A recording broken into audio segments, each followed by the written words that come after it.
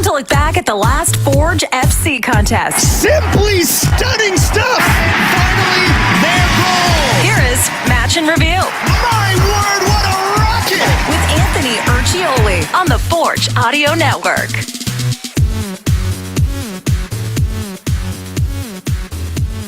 Hello, Forge fans. Final whistle has gone from Spruce Meadows, Foothills County, Alberta. 3-0 the final in favor of Calvary FC over Forge. Ugly result, and quite honestly, not a great performance all around by Forge FC. And to Calvary's credit, Calvary was good. I mean, they looked like a club that was treating this match like a final. They were determined. It was a full 90 minutes. The 7 minutes at the end, I get it. I mean, if it's 7 minutes, it's 7 minutes of stoppage time. It is what it is, but it's just in a 3-0 match, those 7 minutes, they feel like a lifetime. But that's it. Match complete. The standings looking completely different now after that match, and we will get to that in a bit. The story of this one, though, like I said, is clearly Calvary was just motivated all week to treat this one like a final. Forge came out in their traditional 4-3-3 look with Pacias, Campbell, and Borges up top, Sissoko, Hojab, Rapport, and Becker in the middle. Rama, Mandrakar James, Ashinyoti Janssen, and Garvin Matusala on the back line with Tristan Henry in goal. Calvary, sometimes they surprise us when they come out with different looks, different formations, different tactics. In this one, though, this was just Calvary, beating Forge at their own game. It was just a front foot, clean, just in terms of ball movement. They were fast. Listen, Calvary played well. It's painful for Forge fans to hear, but it is what it is. Calvary played a really strong game, and Forge was unable to match it. Ali Musi played more of a false nine role in this one. Calvary with a 3-man back line. For Forge, Benny Badibanga in the lineup for the first time as a sub. He would make his debut later in this match. Forge in their gray and black look, Calvary in red and white. I realize every match this league needs more white jerseys. Not a fan of the color clash as someone who is colorblind and struggles sometimes with some of these matchups. I've seen Forge wear orange and Calvary wear red, and in those matches, forget about it. I don't know what I'm looking at.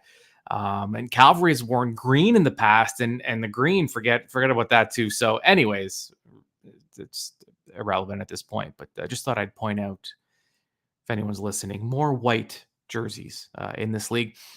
First half, Calvary kicked off, and the crowd was raucous, aggressive on the press, looked to be just the more energized club off the top. Forge had a lot of difficulty getting out of their defensive third in the first several minutes. Early, hard tactical fouls from both sides, setting the tone for this rivalry. And I've said it before, I prefer these rivalries over the geographical ones. Now, sometimes even the geographical ones are intense, but a lot of times they're just rivalries because they're derbies and because the two clubs are geographically local. But teams like this, two clubs that are on almost opposite ends. Okay, not opposite ends of the country, but they're pretty far apart, and different time zones. Yet, this is the rivalry probably in this league. Calvary, Forge, so many big matches, whether it was a final, whether it was playoff matchups. So the hard fouls early from both clubs really setting the tone for this one. And Forge didn't even enter the attacking third until the 9th minute, where they were helped by a foul because Forge couldn't get any space on their side of the half. But the foul forced Calvary to back off a bit. And just to kind of put a bow on what I'm talking about, the early hard fouls. Daly from Calvary, he had 3 fouls in the first 10 minutes, which earned him a warning.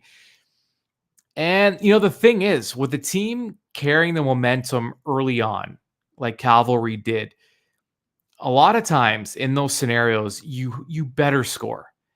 especially because it's hard to sustain that for 90 minutes. A, you expend a lot of energy. But B, you're playing against a club like Forge, who is going to get their opportunities. So for Calvary, they had the momentum early. They had more energy.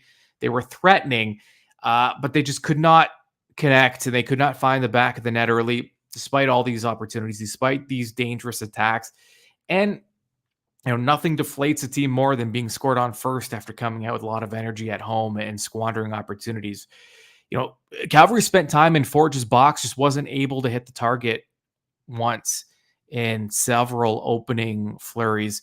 15th minute, Moosey tried to receive a throw-in, and Mandrikar James was on his hip and sent Moosey tumbling. I thought it was just noteworthy because Moosey was a guy we highlighted that Forge had to keep an eye on, and Mandrikar James making sure Moosey knew that he was there and that he wasn't going to get a ton of space. And it turned out that, all the focus on Moosey and Calvary, it's a quality squad. And they didn't get a lot from Moosey in this one in terms of production, but they didn't need it. And Forge did well early in that first half to defend as a team. Even the attackers, Campbell, Pacias, Borges, sensing that Calvary was threatening. All three of those guys were active in their defensive third, creating turnovers. 20 minutes in, Calvary had 10 touches inside the Forge area, just one for Forge at the other end. Dangerous attacks were 20-7 in favor of Calvary in the first quarter or so of the match. And remember, Calvary, they surprised Forge last year in the playoffs by playing more of a low block, letting Forge come to them, and then trying to force turnovers and beat Forge in the counter. That was not the game plan tonight at Spruce Meadows. Forge made some very uncharacteristic mistakes, clearly on their heels.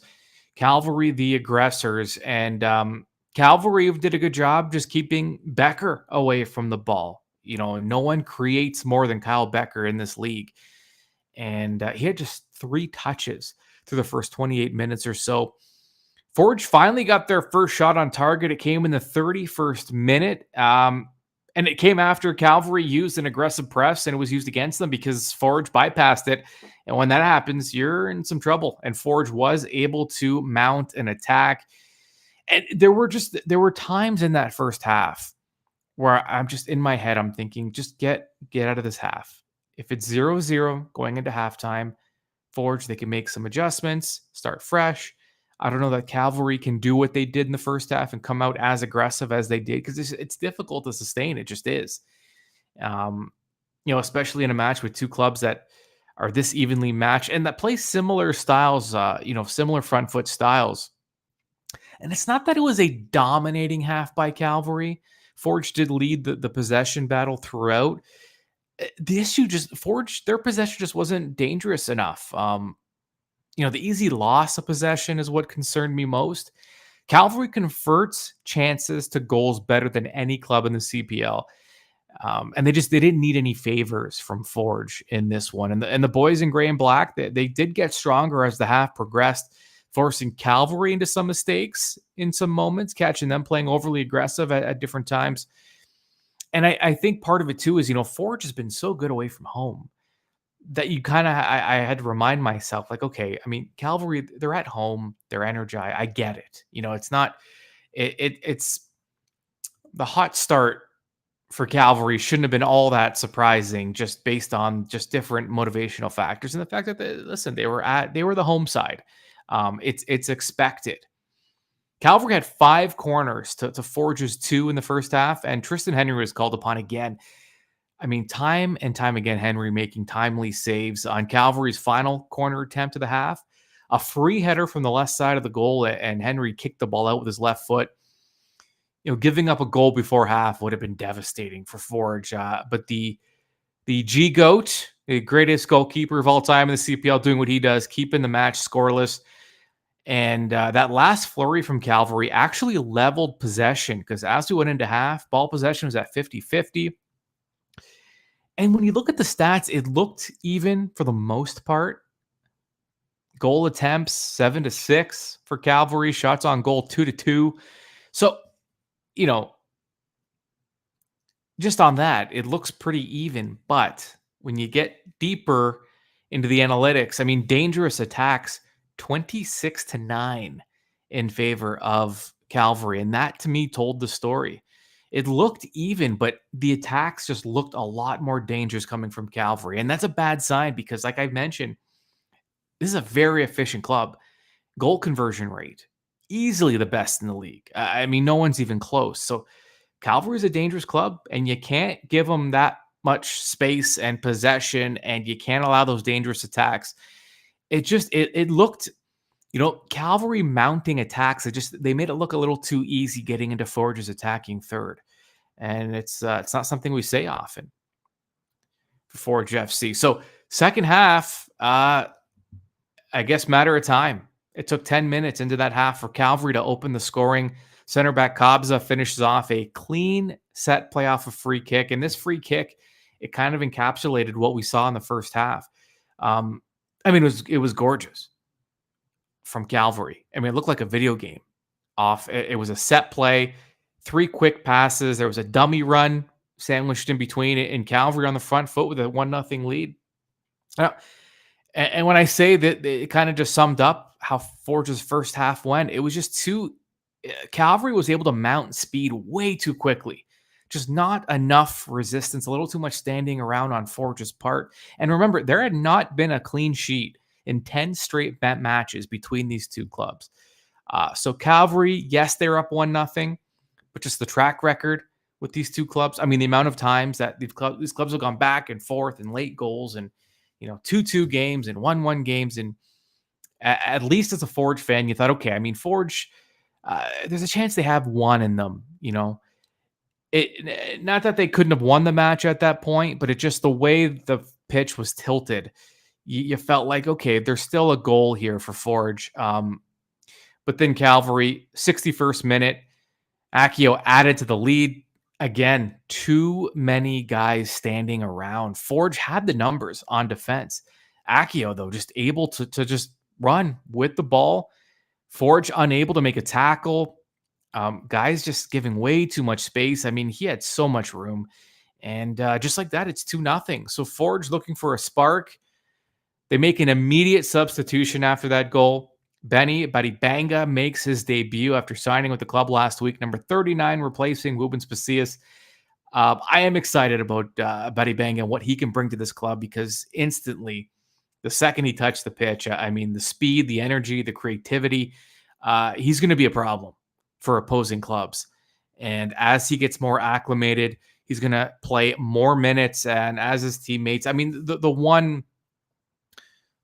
And it's to be expected, but the one thing was the chemistry with his teammates wasn't quite there yet, and it's understandable. I mean, he had a ton of energy, ball on his feet, looked dangerous, just not quite cohesive with his teammates in hooking up plays, but and linking plays. But you get that. I mean, it's understandable. He's new to the league, new to the club, a lot of new teammates. He's only had a handful of training sessions. Then they had to fly to Calvary, so. He needs minutes. He needs to play. He needs to get acclimated. So regardless, these were valuable minutes for the club and for Benny. Sissoko was also subbed off for Noah Jensen. The bleeding did not stop, though. Already up 2-0. Calvary awarded a PK. Aird was stopped by Henry, but the rarest of rare calls goes against the Forge keeper. I see this. You can go back and look at any PK.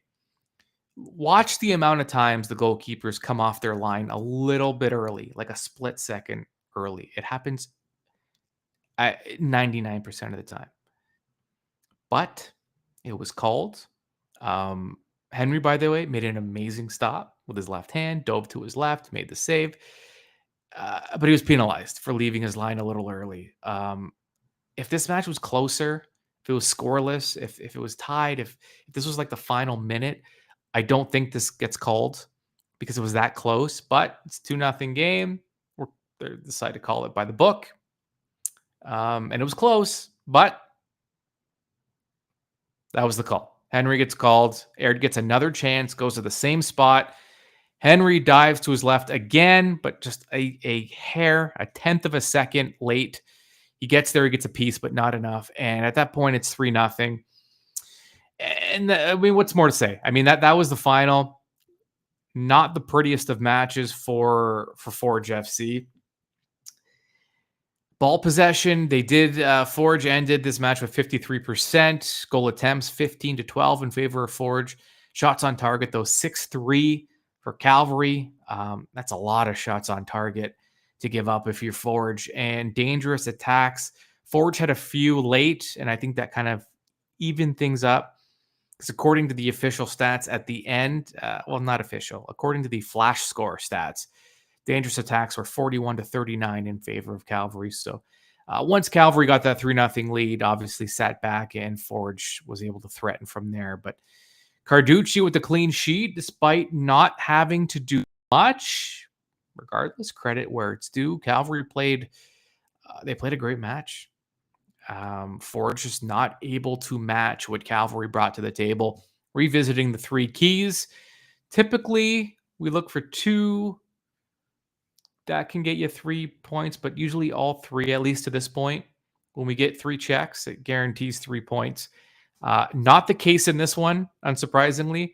Key number 1 was always aware. This was tied into what I said with Calvary can surprise you. Sometimes they look a little different depending when you play them and how they want to play. Sometimes even whether they're at home or on the road. They will, when they play Forge, sometimes sit back and let Forge come to them and try to beat them on the counter. This one, though, not the case. So always aware. There's a big X for Forge FC. All 3 areas of the pitch. Forge just was not good enough in any of either of those facets of the game. So that's 1X. Lockdown D. Well, that one's easy. I mean, like I said, coming in, Calvary's efficiency, they turn 19% of their opportunities into goals. Again, that's best in the league, and Forge just not able to lock things down. I get team defense was good early on. Everyone was contributing, but Calvary was just able to pick up way too much speed, especially on the wings. And Forge was unable to slow them down. I mean, they tried with some tactical fouls early, but that's not a winning formula. 90 defensive effort was key too. That's an X. That's already 2.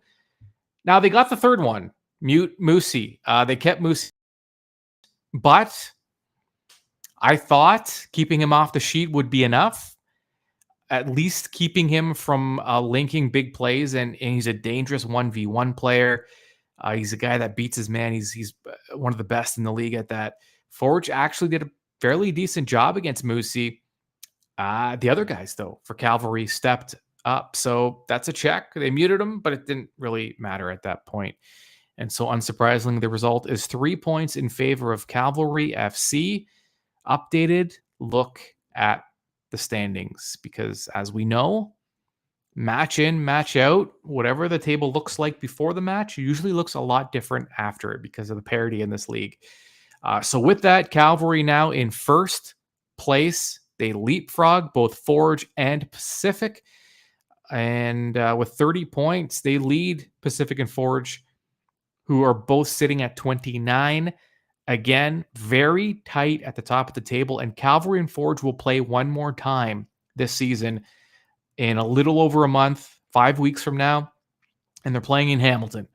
So that's, if Forge is able to pick up 3 there, then the season series is completely tied.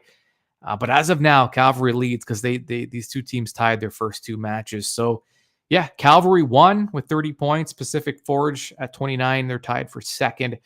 And then Halifax. I think we're starting to see the separation, although I shouldn't speak too soon because Halifax and Ottawa both have 2 matches in hand on Forge. But I think it's safe to say, at least I feel confident in saying, Calvary, Pacific, Forge. These are your 3 clubs that are going to be battling out for the top spot and the top 2 spots. Because don't forget, with this new page playoff format, finishing first is great, get you a trophy.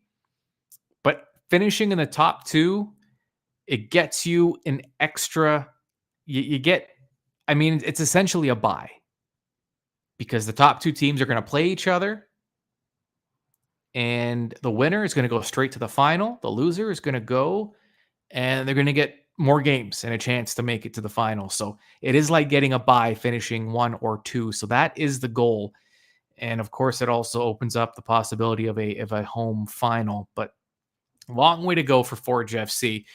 And next up, they will be playing a club that is desperate for points because as of right now, they are outside of the playoff picture. So York United making the trip to Tim Hortons Field. Last time those two clubs played, Forge embarrassed York at York Lions Stadium. It was 4-0.